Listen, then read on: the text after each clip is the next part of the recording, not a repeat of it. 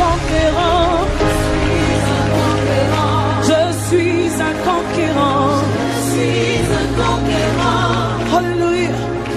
Je suis un conquérant. Alléluia. Bonsoir chers internautes.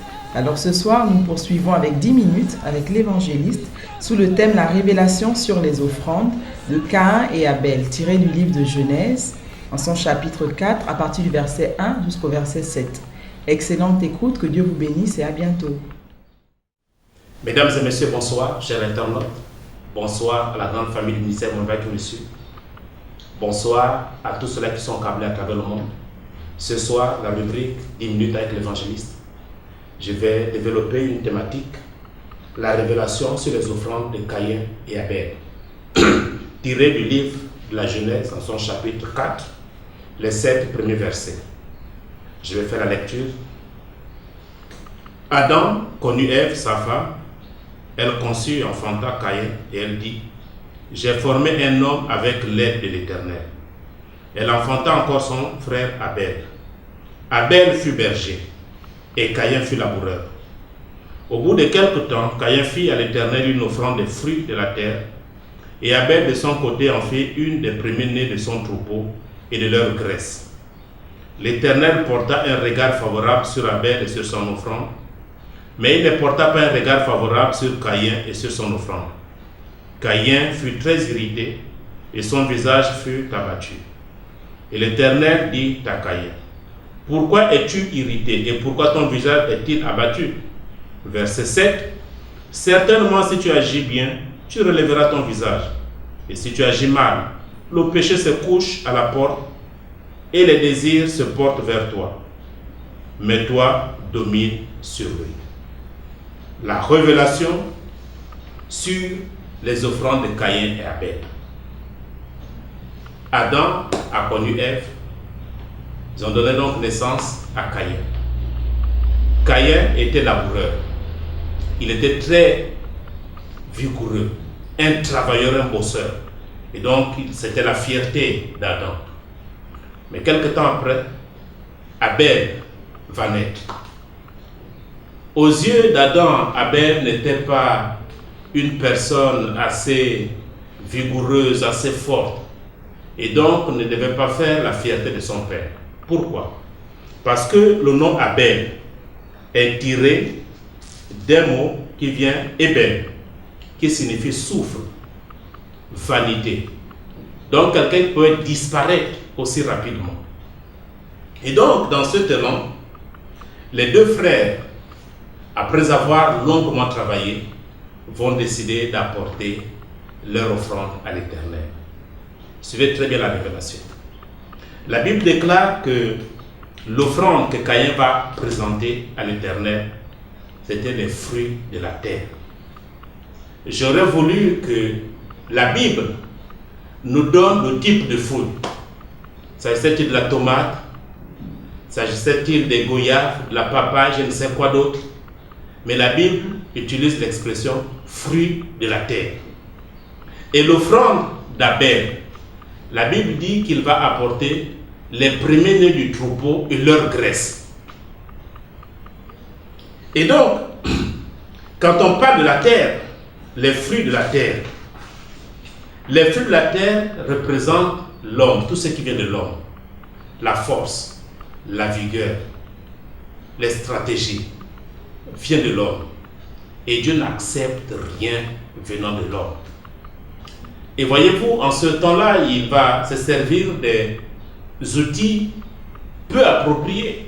Et donc, Caïn va travailler dur pour labourer la terre. Il va dépenser en énergie.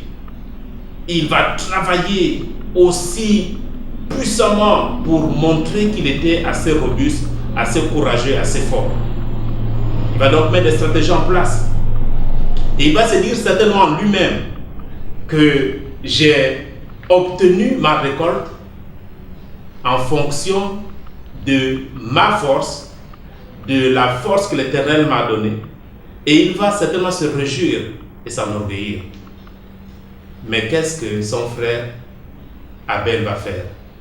Il va juste prendre les premiers-nés du troupeau et leur graisse. La Bible déclare, sans effusion de sang, il n'y a pas de pardon de péché.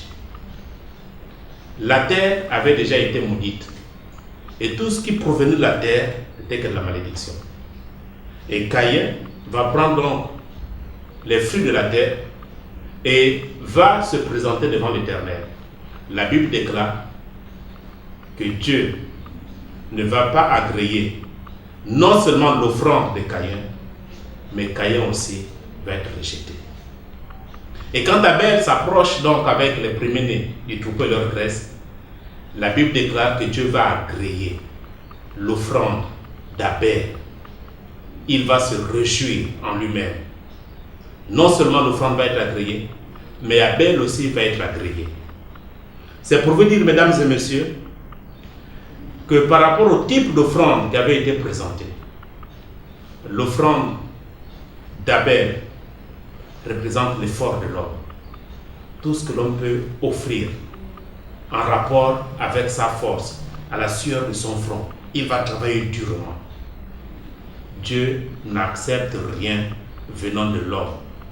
Quel que soit l'état de l'offrande, quelle que soit la qualité de l'offrande, si ça vient de l'homme, Dieu rejette. Parce qu'en l'homme, il n'y a rien de bon. En l'homme, il n'y a pas de bonté. La bonté de l'homme varie selon les temps et les circonstances, alors que la bonté de Dieu ne change jamais. Allez-y sur le marché, prenez une bague